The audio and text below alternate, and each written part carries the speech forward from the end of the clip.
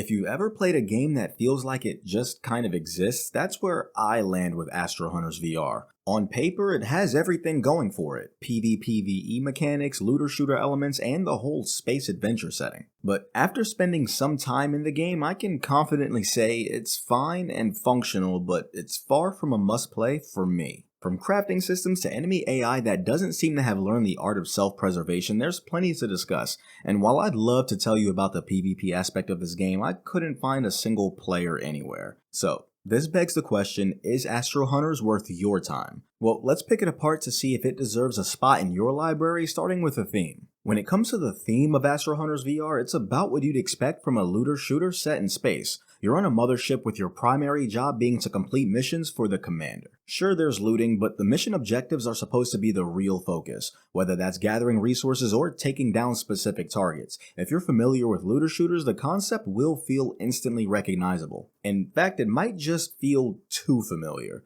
You can choose to ignore the missions if you want, but with them being your main source of income, I wouldn't recommend it. The lack of any real in-depth tutorial means you're pretty much thrown into the deep end, figuring out things as you go, which can be frustrating if you're new to the genre. There's supposed to be a balance between PvP, or player versus player, and PvE, player versus environment, which is a cool idea in theory. However, in practice, I didn't actually experience this. I roamed the starting planet expecting to run into hostile players while dealing with local monsters, but I couldn't find a single player. Whether it's because of possible server issues or just the lack of players, the PvP element felt more like a ghost town than a battleground. As for the PvE element, the planets themselves are dangerous, but not in the most exciting way. You're up against dangerous alien life, and while there's definitely some challenge, it all feels a bit hollow. The world doesn't do a lot to pull you in, and the lack of any robust story or NPC interactions means that everything feels like a series of disconnected objectives,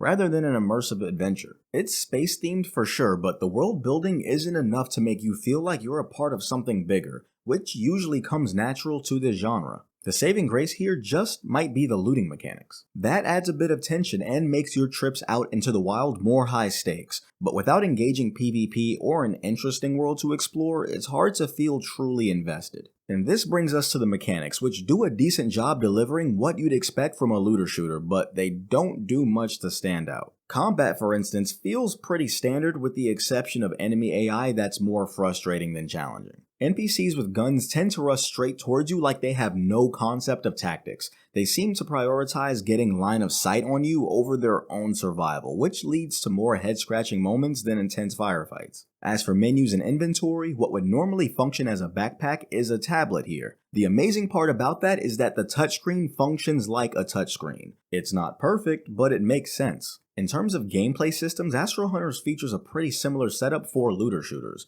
You'll want to unload your loot between missions because, as with most games as mentioned earlier, dying means losing everything. That mechanic alone does a lot to keep you on your toes and adds some tension to each mission. But without solid AI or real PvP encounters, the stakes often feel lower than they should. The game does give you a variety of tools you can use though. You get a pickaxe for mining ore, suction machines for gathering liquids, and a few other tools that fit different tasks. The game also has a crafting system that adds a bit of depth, letting you extract resources from the environment or from monsters you encounter. Unfortunately, the variety of tasks doesn't quite save the overall experience. The tools and crafting system are nice, but they don't make the core gameplay loop any more exciting. Then, with the monsters, while they can sometimes provide a challenge, I found myself seriously underestimating the early game. 2 handguns just wasn't enough for me to get through some of the tougher areas, and I had to regroup a few times after some embarrassing deaths. It's clear that Astro Hunters VR wants to push you towards careful planning and resource management, but with AI being what it is, those moments don't always feel earned.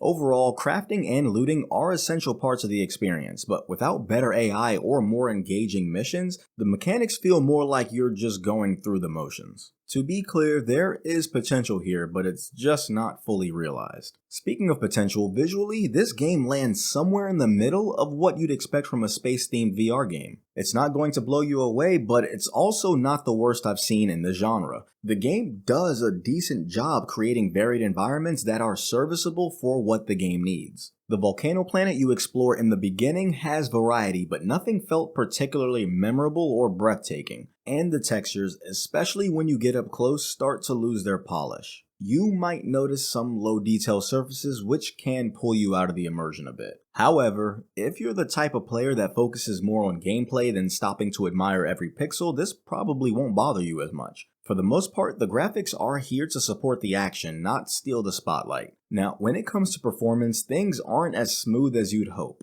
Despite the lower graphical fidelity, I noticed the game struggling to maintain a consistent frame rate, which is especially jarring in VR. In a game where you're constantly moving and reacting to enemies, these performance dips can be pretty frustrating and take away from the experience. If you don't have a higher end PC, expect to run into some rough patches. I don't know if this holds true for the standalone MetaQuest Store version of the game, so if you have it, let us know in the comments. Now, the characters and creatures you find are fairly simple in design, and while they won't be winning any awards for realism, they fit this game's overall aesthetic. And this brings us to the audio. On one hand, the weapon sounds are surprisingly satisfying. Each shot has a decent punch to it. It's one of those small details that make firefights feel more intense, especially when you're close quarters. Beyond the weapon sounds though, the rest of the game doesn't quite live up to expectations. The game lacks any real voice acting, apart from a brief video when you first start the game, which feels like a missed opportunity all things considered. Welcome to Astro Hunters VR, an extraction shooter set in space where you compete with other hunters on an alien planet. In a space game where you're constantly receiving missions from a mothership commander, having some voice dialogue could have added much needed personality and immersion to this experience. The monsters and other environmental sounds also feel a bit flat and unconvincing. Whether you're dealing with space beasts or hostile NPCs, the audio doesn't quite do much to elevate the encounters. The lack of variety in these sounds can make encounters feel repetitive after a while, and it's hard to truly feel immersed when the creatures around you don't sound all that threatening. And that brings us to options, which in a nutshell are pretty standard for a 2024 VR title. You've got your expected settings for volume sliders, which are always nice to have, and as with any multiplayer game, you need voice chat, and this game does have that built in. From what I could tell, it works because whenever I spoke, a mic icon appeared confirming that the game was registering my voice. Unfortunately, since I wasn't able to find any other players during my time in the game, I couldn't fully test how well it actually works with gameplay. But at least the feature is there, which is important for any PvPvE game that relies on communication between players. Surprisingly, Astro Hunters VR doesn't offer any graphical settings. This is unusual for a modern VR game where you'd normally expect at least a few options to tweak the visuals for performance or quality.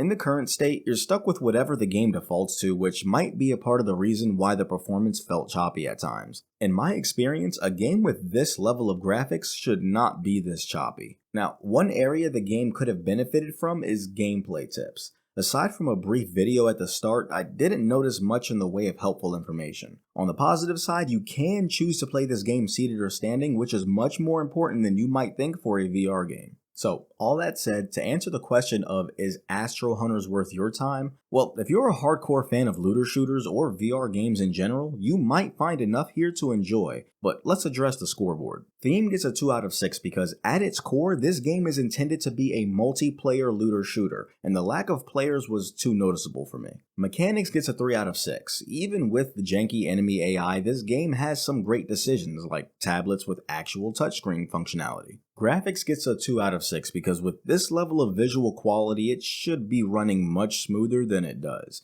at least for PC. Audio gets a 3 out of 6. Lackluster environmental impact aside, the weapons sound solid. And options gets a 3 out of 6 because it includes most everything you'd expect, like vignette options and comfort settings. This game has some interesting ideas like the PvPvE system and resource management mechanics, even if it doesn't quite stick the landing. With choppy performance, unpolished graphics, and the lack of player engagement, it's hard to give this one a glowing recommendation. For those reasons, this game walks away with an overall immersion score of 2.5 out of 6. But if you're willing to overlook some of the rough edges, you might find yourself getting lost in a loot cycle or enjoying the occasional tense moment as you try to stay alive with your loot. Astro Hunters does seem to be getting a steady stream of updates, and at the very least they've posted a roadmap on their Steam page. Check out one of my other reviews while you wait for the game to flesh itself out, and until next time, stay immersed.